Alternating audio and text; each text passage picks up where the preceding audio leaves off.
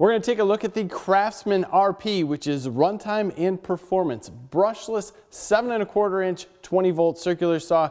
This dude's pretty cool. 5,000 RPM no load speed, 2 9/16 inch depth of cut at 90, 1 in 31/30 seconds at 45 degrees. Pretty cool saw that's got a lot going for it. Very similar to some of the other DEWALT ones as far as the layout, the way things bevel, the nice detents you have at 22.5 and 45 degrees. I love how this is all put together. We're gonna go out, do some cutting with it with different batteries to kind of show you how it's gonna work. And we also decided to put a red blade on here just to make a little bit of a difference. Let's get after it.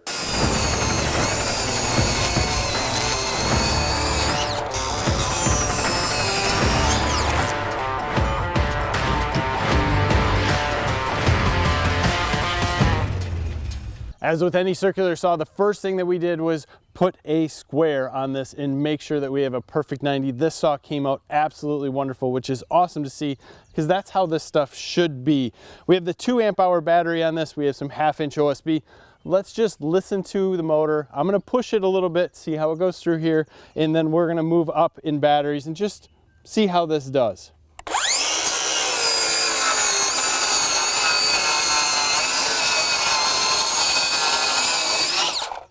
It's not bad, right? Not bad, but that's not a very heavy duty cut. Let's go to a 4 amp hour battery.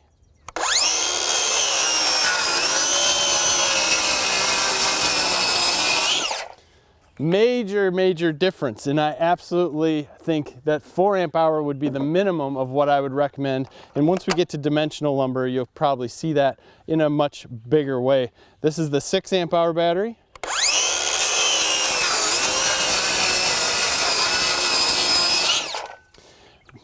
Talking speed there, and let's go to the 9 amp hour battery.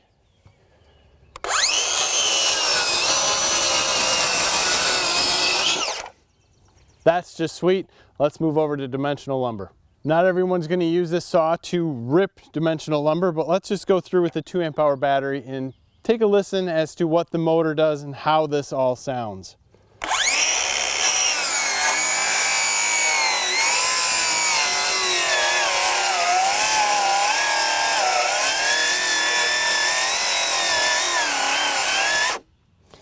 Do we really need to go through much more? Let's just switch up to the 4.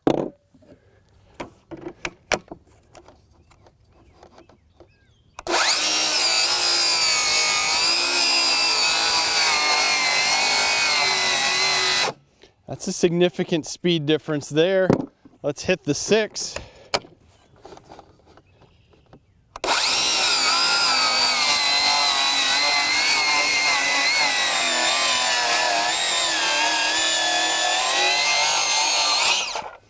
Now I want to preface this with this is probably the heaviest and most sappy, nastiest piece of wood I could find at the depot, and thought this would be great for the challenge for this saw, especially since we do have a different blade on it. It's going to cut a little bit better. You can see this guy is giving us a razor smooth cut here. Let's just go through with the 9 amp hour battery. We're going to do a full cut here. Take a listen.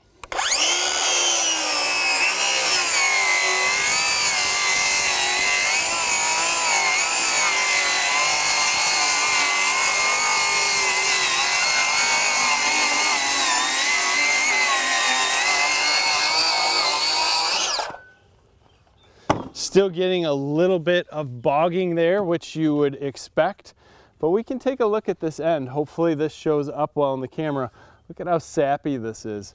It's actually still wet, nasty. So this is cutting pretty hard. You can see as we look across it, there's some knots in there, but this is fairly wet wood, so you would expect it to give a little bit harder of a cut. I think that's pretty good for dimensional lumber. Let's go through and do some cross cuts.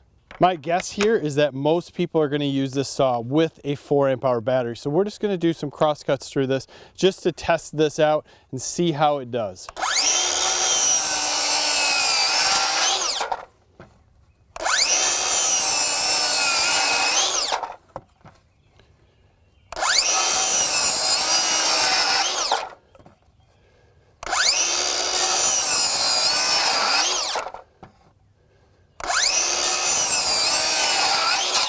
It's not bad at all. I'm just going to jump right up to the 9, see what we have as a comparison.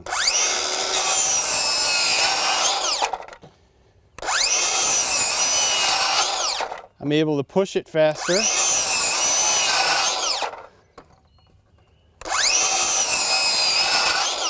Not sure if I'm actually seeing a huge difference or feeling it, but it is a little bit quicker.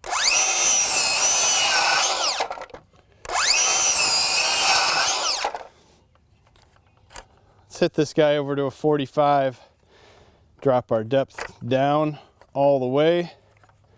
Let's see what it does with 9 amp hour battery.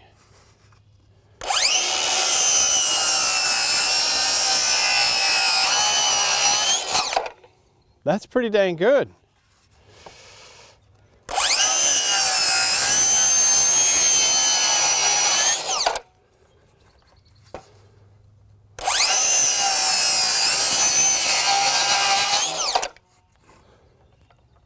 Very, very nice.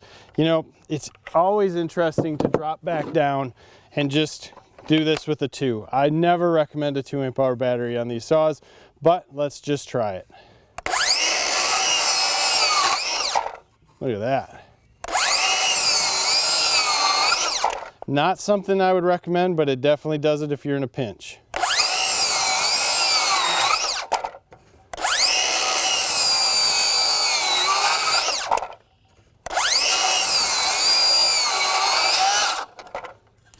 Getting a little short there. Not bad. The performance of this saw is amazing, and the comfort is actually right there with it. The grip I don't feel is overly too fat. I know I've commented before how the bottom part down here is always a little bit larger on CRAFTSMAN than it is DEWALT, and I feel very comfortable with the grip here, and the rubber overmold is excellent on my hands even when there's a little bit of sawdust around. The sawdust came right out the chute, pushed away, everything was wonderful, nothing up in my face, which was great. The way the saw works, turns on and has the blade brake is awesome. Check it out. Stops quickly, starts up quickly, all the power is right there.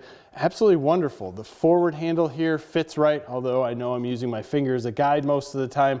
But what really gets me on these saws and what I really get excited about per se, it doesn't get me in a bad way, is the way our bevel works. Look at that. It slides out, boom, locks in. 22, it's not locked, but there's detent, right? 45, it's right there. You can lock it into place, easy, the lever works, it's smooth, goes to 56 degrees. It's just nice, and it is adjustable. So if it is off for you, you can change that. That is absolutely amazing. This saw is basically set up how many others are with your arbor lock here. You know, it's pretty basic, but it's smooth. Everything's slid over nice on the bottom. You do have markings up top for what you need. I'll tell you, I like it. I like how everything just operates nicely and the handles are larger.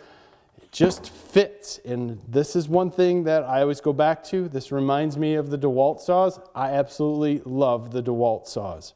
You're getting a lot of saw for $129 here, and that's its MSRP without a battery. That's bare tool. I think that's absolutely a great price for the power you're getting. Now with that said, we were able to cut decently with a 2 amp hour battery. This battery is still quite warm from those few cuts that we made. I would not recommend using this battery on this tool. It'll get you out of a pinch if you need to do it. Long term, it's just not going to last as long. It's going to heat up the battery and you're going to get less performance. Move up at least to the 4 amp hour battery here. This was a great battery for simple DIY crosscuts if you're using this more in a semi-professional area. The 6 and 9 were absolutely perfect as to what you could feel for a balance of power. If you need everything, the 9's going to give you the runtime. It's also going to give you great power. I mean, just ripping that 2x lumber was excellent with this. Changing up the blade is always something that we would recommend doing. We have a review on one of the normal CRAFTSMAN saws. I think it was brushless going back a few months now, maybe even more than that. And that saw did great with this blade. And I'm not saying this is a poor blade, but there are some excellent blades out there for very little more money. You can pick them up and they'll just do wonders for what the saw will actually do in those long rips. This is a great blade if you're just gonna simply cross cut and you don't care what kind of cut you get out of it. It's a good blade, but spend a little extra money. I realize 10 bucks on a $120 saw is a pretty big amount of money, but spend it and I think you'll get a little bit more satisfaction out of using it. As always, love to hear your comments on this stuff.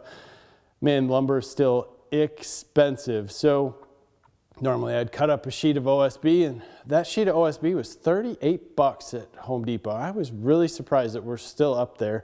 Although it has come down, I get it, it was higher, but I didn't think that cutting up the OSB was really going to give us that much of a insight. Rather, just ripping that dimensional lumber kind of just told us what we need to know about the saw and the good amount of power it has. Thrilled with that. Comments, give us a like, subscribe to the channel. Thank you for your time. Have a great day.